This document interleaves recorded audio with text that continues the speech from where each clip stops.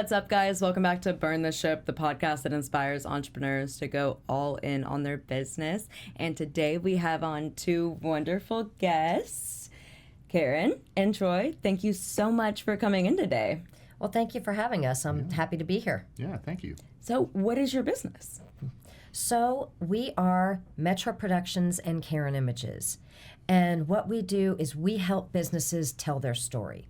So anything from video, photography, to help them lifestyle, to help them grow their business and show up better to future clients, the clients they already have, and just on social media in general.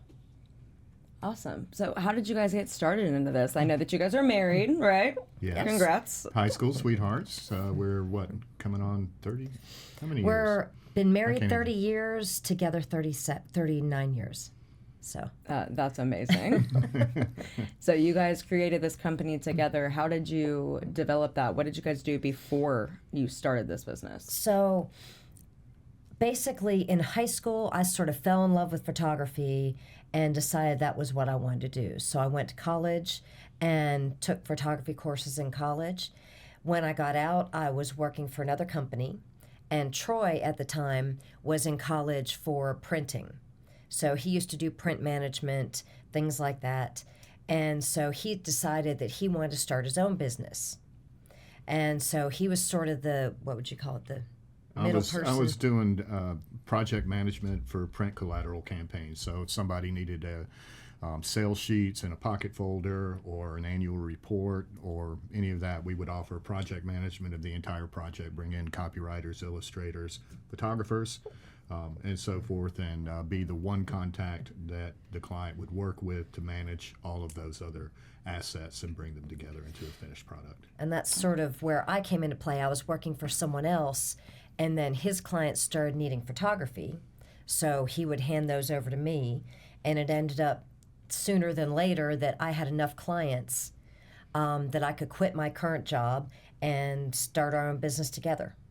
Yeah. And so we started Karen Burns Photography, and then when 2005 rolled around, printing was sort of going by the wayside, and computers were coming in. People were doing more, digital printing and things like that. So the printing industry as a whole wasn't as... It was shrinking. Yeah. And so we just decided to go all in on Karen Burns Photography and do that fully. And then when did we switch to Karen Images, Metro Productions? 2015. So she was working before at Olin Mills, and she was the lead photographer. She's not really doing herself enough justice here. I'm going to brag on her a little bit. And so for 2 years, in 1995 and 1996, she was Photographer of the Year at Olin Mills. She was the first to have spreads in their national magazine, especially a couple of times, not just once, but like 2 or 3 times, had multi-page spreads in Olin Mills magazine. And she would they put her in the role of regional floater because the sales reps sold the most off the days that she was in the studio, and the other days their numbers were way down. And so Olin Mills was sending her 1 day a week to every studio in the metro Atlanta region, and she was doing 50. They'd put all the sittings on her day, so she would have 50 sittings a day. And go from studio to studio. And so I started Atlanta Printing Consultants, and we just brought her in under that S Corp. And again, like she said, it got to the point where she was doing more shoots and more shoots and more shoots. And Olin Mills kind of said, hey, we can see you've got this thing going on, and we can't pay you what you're earning out in the market. So maybe it's time you just go. And we were like, sure, come on in. And so she came in, and we gradually moved into videography as they started. So we were shooting film. We first started in film. And then the digital camera came on the market, and we were working for Wells Real Estate Funds. And she got into the program of running their Wells University photography. Because what they would do is they would bring in financial planners, and they would teach them about the product, give them a certification they needed for their business, and she would do a headshot. And so that was our first digital camera. Soon later than that, they put HD video into the Canon bodies. And that's when we moved into videography. And the first thing I learned was, all right, video is pretty easy, but audio, that's hard. Audio is invisible. You can't see it. You have to listen to it, you have to hear it, and then, you have to watch your meters. And so that became a whole thing in and of itself, is learning the audio side. And from there, we grew to doing events and working with Porsche Cars North America. They kept upping their standards on what they wanted. They, wanted, we were doing 2 cameras, 3 cameras. Well, they wanted us to do the whole thing, and then they wanted us to run the entire show. And so then I get into being a technical director and executive producer. They sent us up to Lego in Connecticut to film their director of marketing for a town hall presentation keynote during COVID. That was a lot of fun. So that's kind of a broader picture of what our company started and has grown into. Yeah, that's very interesting. It's also, what I am thinking is, it's very hard for people to work together if you're in a relationship, because you guys have been married for 30-something years. Like, that Yes. is an impressive thing outside of business. Like, how do you guys function based on that? Like, I know that it's got to be difficult. Well, we Separate learned. business and relationship. So we learned immediately once we moved into our current house that you don't put your offices in the same room. That's how you stay. That's how you stay peaceful in a marriage. Separate offices, yeah. It's a good. So It's a good thing. I'm upstairs in my office, he's downstairs in his office, and usually we call each other if we have a question. So there's even though we're together all the time and through everything we do, there's that little bit of separation that keeps us sane. I feel like that is probably the key. Yeah. Keep it separate. Like, Yeah. leave your office at the door when you walk in. Yes. Yes. And That then type of vibe. the other thing is we don't compete against each other. So, I actually started doing photography in graphic arts before she did. And so I used a large copy camera that shot newspaper spreads. And that was my first introduction to photography. And when she decided she wanted to be a photographer, it was like, okay, that sounds great. Where did that come from? Because I didn't see it coming and her dad didn't see it coming, but we supported it. And one of the things on our honeymoon, we did a backpacking car camping trip through Europe for a month on our honeymoon. And it became real apparent that I needed to get a camera too, because she would wait 20, 30 minutes for the perfect set of clouds to roll in over the castle. And I sit here twiddling my thumbs. And so the next thing was I got a camera, and then we were shooting weddings together. But I never put my stuff out there as far as under my name. And we actually named the company Karen Images because not all of the images that we were selling were hers. Some of them were mine, some of them were hers. A lot of times we couldn't tell the difference between our work because she influenced my shooting style immensely. She just naturally had the eye. And, she keeps it in her pocket as our little joke, pulls it out when she needs to. But she really had the eye, and she taught me about, everything else as far as, Fibonacci curves and rule of thirds and just composition. And I was always a little bit more on the technical side. And so, it was really a perfect match. That's awesome. So, what is y'all's reach? So you do all the digital stuff. Do you do nationwide? Are you worldwide? Are you local? Do you go on site to places? We are What's your wherever reach? people want to pay us to be. That's basically That's a great answer. Yeah, so So Yeah, we've wherever been- the money is. Yes, exactly. So we've gone to Connecticut, Kansas, Iowa, Texas. It's, wherever a client needs us, basically. I like to be the sort of everything for a client. I like to, when they have a need, when they have a problem, that they can call me and we can be the ones to fix whatever they need. And that's always who I've enjoyed being. And so we go out to clients. I don't have a studio myself. I'm strictly on location. I come out to the client, make it easy for them, and I can do their headshots there, lifestyle photos of their employees doing what they do, product photography, architectural photography, video, you name it. That's awesome. So you do have a pretty broad reach. Yes. Yeah, we well, do. I mean, we're going down to Orlando in August to be the off-site crew for the Miss America pageant. And so we'll be at the hotel doing cameos and stuff of the young ladies that will be added in as B-roll filler between the live sections that are filmed in the theater. That's so cool. We're looking Y'all forward have a to good it. time. I love Orlando. It's a great place. Yeah. So how did you guys get into the business versus being like a 9-to-5, like a comfortable, secure salary, healthcare, all that jazz? How do you burn your ship and go all in on a business? Being an entrepreneur is super risky. So what made you guys take that leap? Atlanta Printing Consultants started because I was given yet another non-compete agreement after leaving a sales position. And so after having this one pretty much unenforceable non-compete agreement that I had just signed, and now another company offering me one, it's like, if I'm going to start over again, this time I'm going to do it for me. So I just took the couple of accounts that I had and started the company. And I didn't really look at it as burning the ship. I looked at it as, nah, you don't get to own what I produce. And that's kind of been the way in our photography business. And so then she came in, so I'll turn it over to her now. So basically, when it comes down to it, it's not easy. It's not easy owning your own business. It's not easy, finding the right health coverage. And you're probably not going to get the health coverage you have with a 9-to-5 job.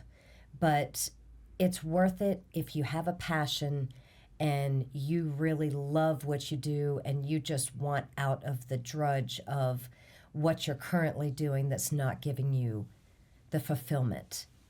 And that's what I really love about it is, it's a struggle from time to time. We've had our ups and downs. There's been years, 2008, for instance, when the financial crisis happened. One of my biggest clients happened 2 years later, but they ended up going out of business.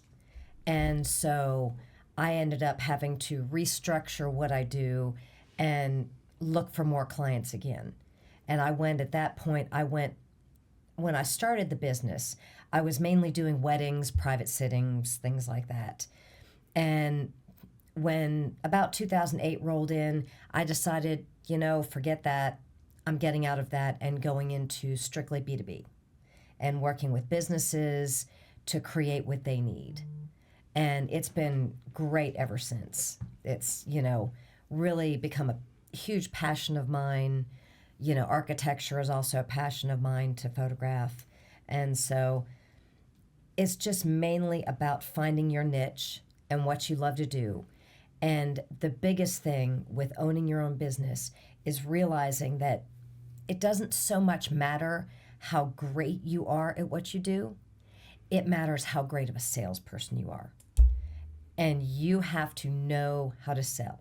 Because if you can't sell yourself, no matter how great you are, nobody's ever going to see it. And in our type of business, there's, we go out and we do a job for a client. They might not need something for another year.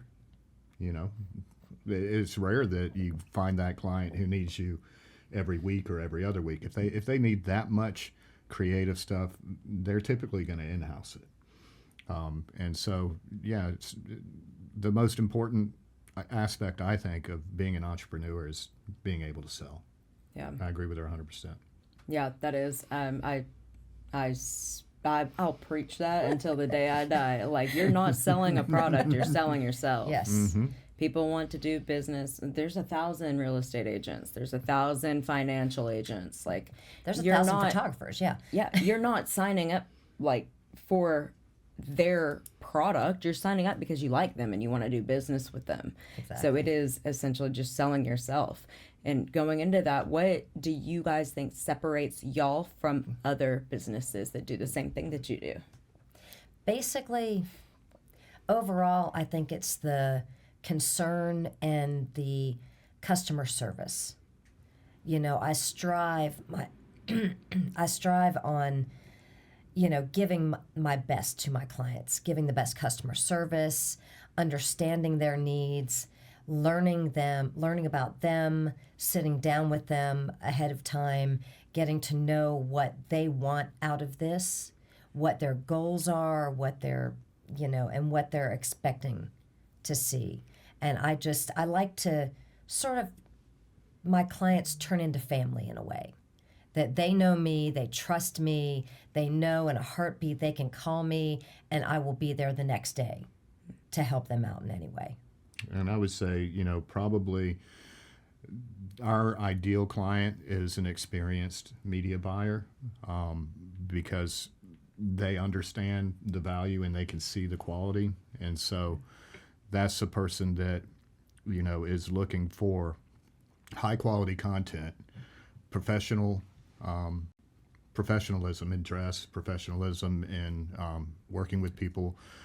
Our best clients have been CEOs, and we've had the pleasure of working for quite a number of CEOs, but Leo Wells with Wells Real Estate Funds was the first CEO we started working with in 1999 that basically got her out of Olin Mills and got us out of shooting weddings as we got into Atlanta Commercial Board of Realtors and got into NAOP and got into various others. And then when Wells, the whole financial market changed due to Ameritrade, Wells shrank down to just 12 employees from 600, and they just went away. And, that was a slow spell for a couple of years. And then, boom, we meet Detlef von Platen. She does a headshot for the CEO and president of Porsche Cars North America.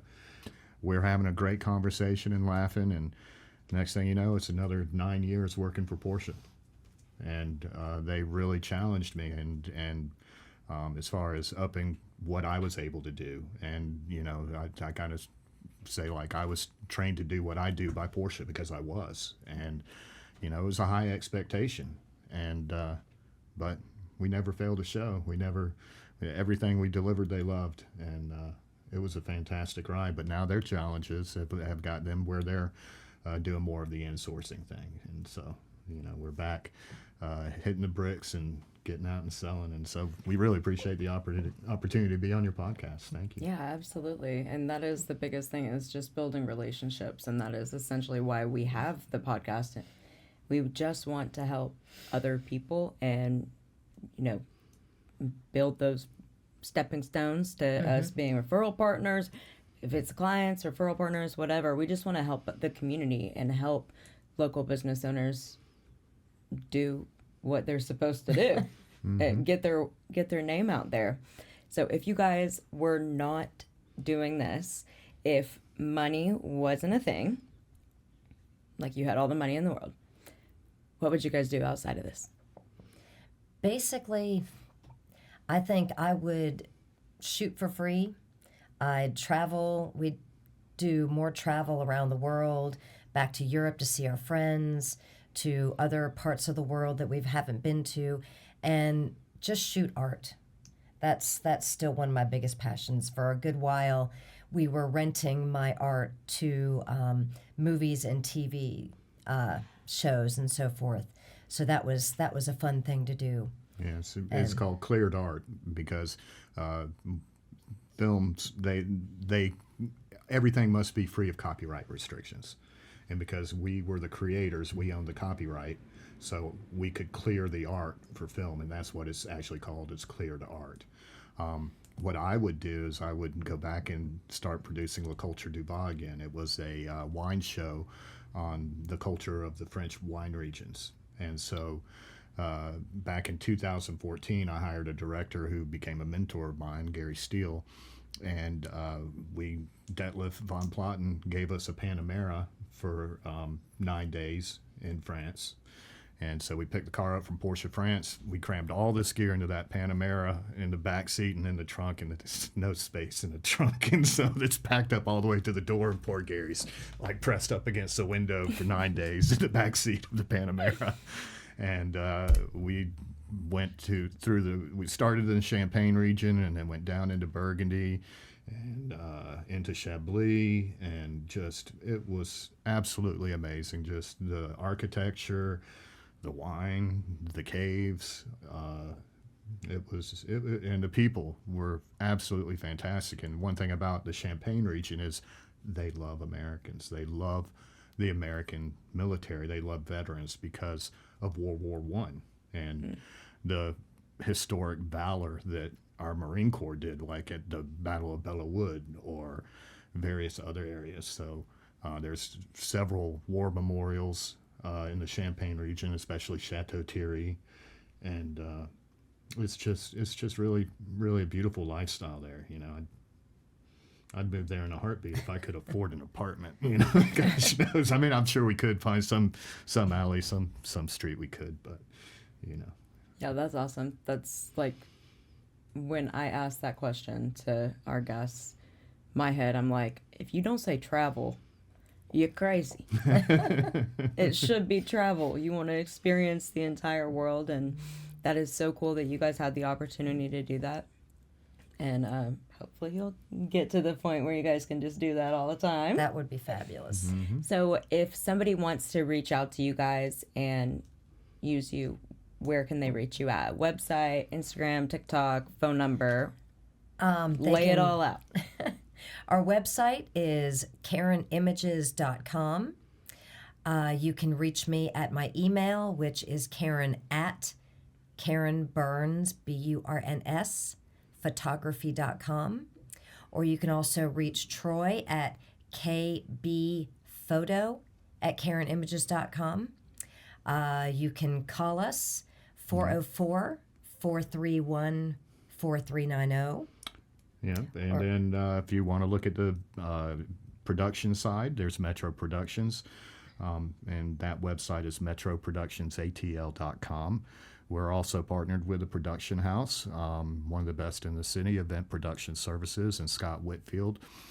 He's the producer for the Miss America pageant this year, and he was instrumental in it last year and did such a good job. The owner of it, who is a woman, wanted him to produce it this year.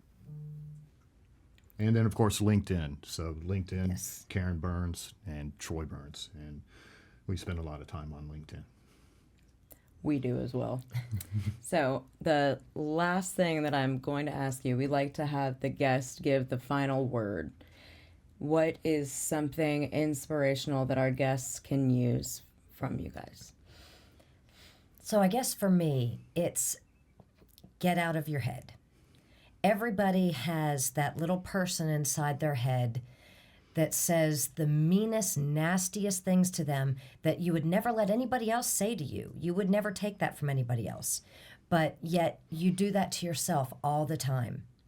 And when you're starting your own business, when you're even thinking about getting into your own business, the negativity and the negative thoughts that come into your head and you say to yourself that you can't do it, you just aren't going to make it and it's just not going to work. You need to get out of that headspace and start talking nicely to yourself and start realizing, looking at yourself in the mirror and saying, I can do this. I'm brave, I'm strong, I'm talented, I can do whatever I set my mind to. And then take, when you get scared before you're about to do something, the best thing to do is take 5 seconds, count backwards from 5 to 1, and just jump in head first and do whatever you're going to do. Because the more you linger, the more nervous and the less chance you're actually going to do what you're going to do.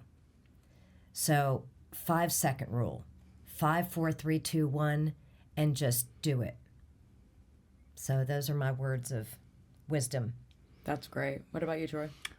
If I were to advise somebody who was wanting to start a business and didn't have any idea what they wanted to do, I would ask them, what problems can you solve? Because that's what makes businesses work, is they have to solve some problem for somebody else. And so the more unique the problem is, the more opportunity there may be for income, because it requires special tools or special knowledge. The more specialized it is, the higher the income potential is. Learning to use specific tools, there's a lot of free tools out there now, or low-cost tools. You can learn to become a filmmaker for $49 a month by using Premiere Pro and learning how to use it. You can, buy a truck and put a restaurant in it, and now you have a food truck. The financing, that's always kind of the hard part, but the main question is you want to do something that you love to do, that you would do if nobody would pay you to do it anyways. You would still want to do that. And, the more people who you can solve a problem for, the more sources of income you have an opportunity to make. And when you work for a company, you get one paycheck. You have only one source of income, and it may go up, slowly over time.